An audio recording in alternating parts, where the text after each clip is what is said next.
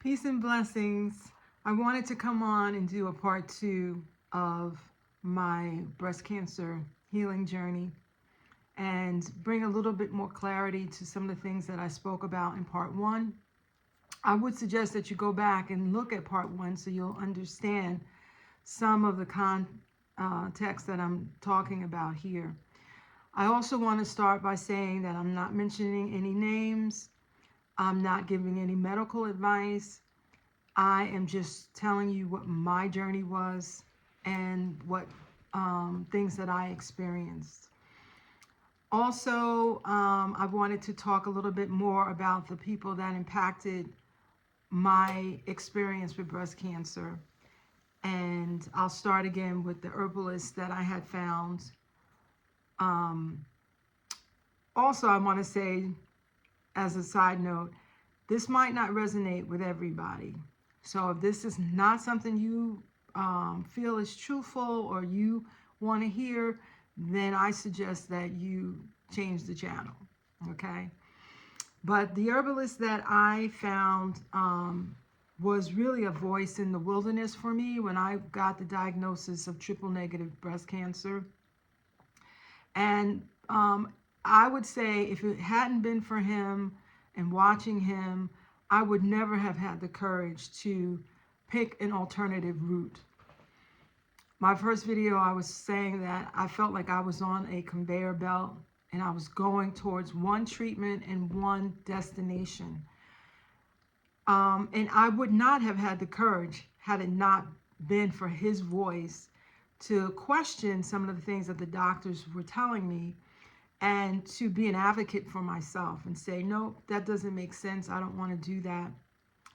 A case in point was my insurance company would not pay for like the PET scan, which was what I really needed because I guess it was very expensive. So they wanted me to go through series of testing till I ended up there. But all of those tests cause cancer. So in my research, I saw that PET scans are the equivalent of 1,500 x-rays. And the medical journal suggested that you only have one a year. But I was being told, okay, well, we can't give you that, and that's what you really need. So we have to build up to that. So I was doing other scans to get to that scan. And, you know, I voiced my opinion. I said, I don't want to do that. And they said, well, they won't pay for it unless you do. And I said, well, who's advocating for me? Like, that's not healthy for me to have several different types of scans in a small period of time. It wasn't like spread out over years. This is, you know, within a 3-4 month span. So things like that were things that I was questioning, things that I didn't want to subject my body to. Case in point, I mean, this is a billion-dollar business. You know, somebody obviously is making lots of money.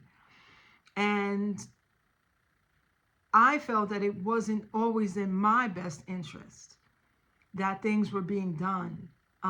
Like I told you before, when they wanted to put the port in my chest, they set it up like a month before the chemo treatment. And I actually called and I canceled it and I rescheduled it for a week before the chemo treatment. And then one of the nurses reversed that. So I questioned that. I said, why would I have to get that like right away? Like, there's no reason, you know. And from what I had heard from other patients, that was very uncomfortable having that port there. So, and also, you know, because the treatment was spread out so far, it gave me an opportunity to continue to detox. So I was doing that on the side while I was, you know, making a determination whether or not I even wanted the treatment, the chemo treatment. So things like that, you know, if I hadn't been listening to a different voice and resonating with that voice, I'm not just saying, you know, I was listening to any and everybody and you know, just being persuaded by any and everyone. I felt that what he was saying was very valid and very true. And one of the things that came up was, how this whole industry is being manipulated, and how pharmaceuticals now are kind of giving the protocol to doctors as to how they can treat. And I think that's kind of dangerous because of the history of pharmaceuticals and how they came on the scene and they pushed out a lot of the natural doctors and made schools have to follow a certain curriculum and be accredited in order to be funded, So there was just one mindset here and that was another thing too. I mean, all the doctors that I talked to, they really frowned upon the naturopath. And they said, that stuff doesn't work.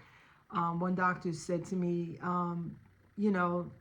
I've had patients that did that and they got busted up and, they came back to me and it was nothing that they could do, so on and so forth. So there was a lot of fear in all of that.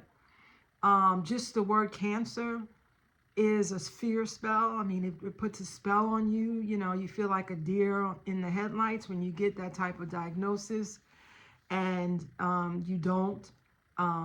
It's almost like you're just, like I said, on a conveyor belt, to one destination. And, all these people are telling you what you need to do, and there's no other choices. So that's one thing that I really, really had to battle was the fear. That was something too, when I finally got to a naturopath doctor and she took over my care, that was something that she said to me in the very beginning. She said, your adrenal glands are down and, you've been in fight or flight for a long time. She said, I could tell that because your cortisol is just like depleted. And, she said, I can meet you halfway. And that was really important to me because it put me in the driver's seat in terms of my own health and my own wellness. And I had to make some decisions about fear and how I have been living my life in a way that I was promoting that. And my body, not knowing what's going on the outside. I mean, didn't know if I was fighting a tiger or whatever. I was just always in fight or flight, always thinking, in scarcity, that I didn't have enough, that I wasn't enough, that, everything else in the world was just bigger and better and badder than me. And I had to really take a look at those things, even in, my process of dealing with the doctors and making the decision that I wasn't going to do the chemo or the radiation.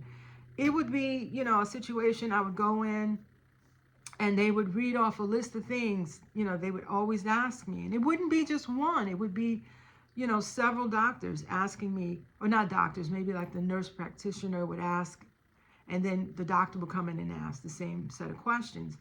And it was always things like, do you feel, something in your breastbone? Do you feel your stomach is upset? Are you feeling tingling in your extremities?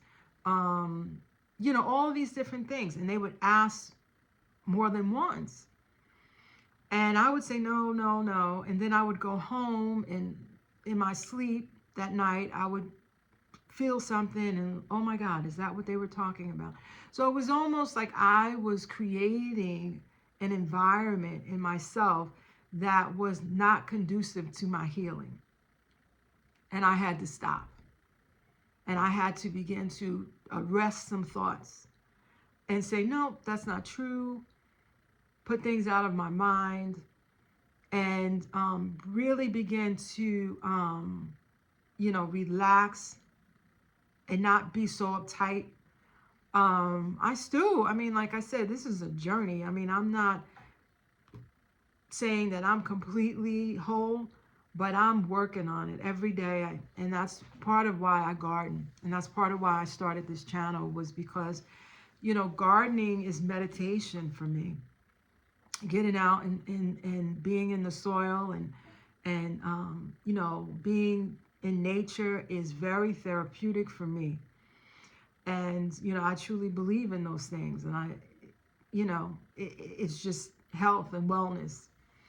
And so I just wanted to get on to say that it wasn't just physical things that I had to do, like stop eating certain things and, watch the sugar. I had a high sugar consumption, and I had to really turn that around and say, you know what, this is not healthy for me. In addition to that, I had to really arrest a lot of thoughts. I had to really learn how to relax. A lot of things can be illusional. We live in a world that what we put our attention on can grow. So I had to learn how to turn off certain things. I had to learn how to not expose myself to certain things. I had to learn how to say to certain people that that's not healthy for me, and that I'm not going to partake, not just in, physical things. I'm talking about situations. I'm talking about jobs. I'm talking about watching things on TV that are just negative, and they don't serve any other purpose but to pull me into a fear-based reality. I had to learn that those things were not for my good. And so I thank God for the herbalist. I don't say that he was a part of my healing journey. I wouldn't say that, I was healed totally under his herbs. They sustained me for a part of my life that I needed that. But moving to another location, that was spirit that just spoke to me and said, you got to move. And I didn't know where or what, but I needed to hook up with this natural doctor. And I needed to be under her care. She was amazing. And to really understand the mental side of this. It wasn't just physical. I wasn't being fixed just physically. I had to be fixed mentally. And so I had to learn how to relax. I had to learn how, like I said, that everything that is being presented is not always truth. It can be an illusion, to drive you into a certain direction. And I had to, like I said, not rely on the news sometimes, not listen to that stuff. Like be aware. You can still be aware of what's going on in the world, but you don't have to be, certain things take your energy, you know what I mean? And they pull you into states of unhealthiness, so that's what I'm talking about. I wanted to shout out to my husband. He was amazing during this time. He was absolutely amazing. He went to every visit that I had with the doctors, and you need that too. If you're going through any situation, you need somebody to be there, because you're not going to catch everything. You're not going to hear everything, because you're like a deer in the headlights. And you need somebody there to say, wait a minute, what's that? Or, why are you doing this? And so on and so forth. And also, I want to shout out my family. They were extremely supportive. When I told them that I was not going through the chemo or the radiation, they were 100% behind me, and they said, nope, you shouldn't do it. And that was important to me, because I needed a team. of people, because like I said, I was on that conveyor belt. They were telling me this is the standard of care. I don't care where you go, this is what they're going to tell you.